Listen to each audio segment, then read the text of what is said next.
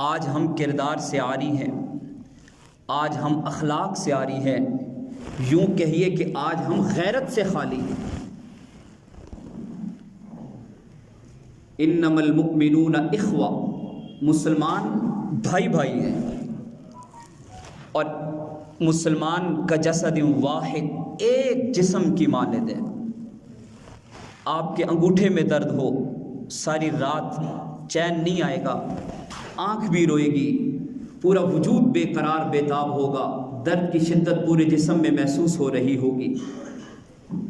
مسلمان کی یہ مثال ہے کہ دھرتی پہ کسی جگہ پر مسلمان ظلم کا شکار ہو، کرۂ ارض کے سارے مسلمان بے تاب ہو جائیں۔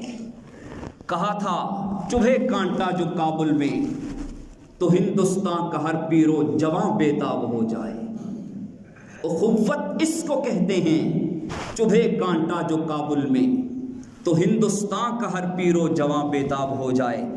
آپ نے سنا تاریخ کے آئینے میں سقوط غرناطہ، آپ نے سنا تاریخ کے آئینے میں سقوط ڈھاکہ، آپ نے سنا خلافت عثمانیہ یوں برباد ہوئی، تباہ ہوئی، مسلمانوں کا یوں قتل عام کیا گیا۔ آپ اس دور میں جی رہے ہیں کہ کل جب مورخ لکھے گا غزہ اور فلسطین کے سرزمین پہ یہ ظلم ہوا تھا، یہ ہوا تھا، ہم اس دور میں موجود تھے۔ ہم کیا کر سکتے ہیں؟ کیا کر سکتے ہیں ہم؟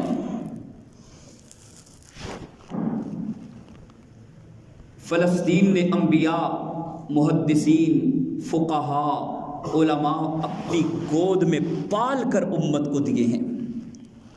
آپ صلی اللہ علیہ وسلم جب خیبر کو فتح کرنے گئے تھے، قلعہ خیبر بڑی بلندی پر ہے، بہت اونچی جگہ پر ہے۔ احد کے سامنے کھڑے ہوں تو وہ آپ کو نظر آتا ہے، آپ کی رائٹ سائڈ پر بلند قلعے نظر آتے ہیں۔ خیبر کو جب فتح کرنے گئے تو خیبر ایسے مقام پر ہے کہ جہاں آپ پتھر بھی پھینکتے تھے وہ واپس آپ کی طرف آتا تھا، آپ تیر بھی پھینکتے تھے وہ واپس آپ کی طرف لوٹ کے آتا تھا، آپ چیخیں اور چلائیں بھی آواز نہیں جاتی ان قلعوں میں، صدا بھی نہیں پہنچ سکتی، اسلحہ بھی نہیں پہنچ سکتا۔ یہاں سے آپ گولی بھی پھینکیں ان تک نہیں پہنچے گا۔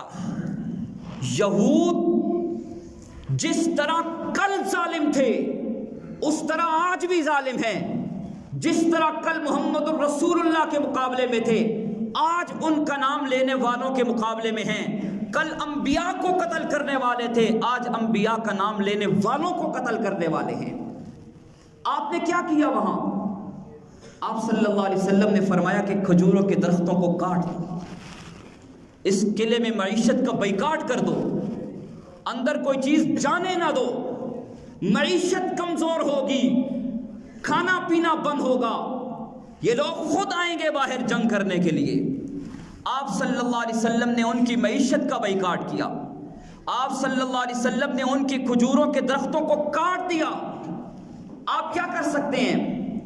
ہم یہ کر سکتے ہیں کہ یہودیت کا، اسرائیل کا جو درخت معیشت کی صورت میں میرے گھر میں ہے، آپ کے گھر میں ہے، میری دکان میں ہے، آپ کی دکان میں ہے، ہم اس درخت کو اپنے ہاتھوں سے کاٹ کر محمد الرسول اللہ کی سنت کو زندہ کریں اور یہودیت کا بائیکاٹ کریں تاکہ وہ معاشی طور پہ کمزور ہوں۔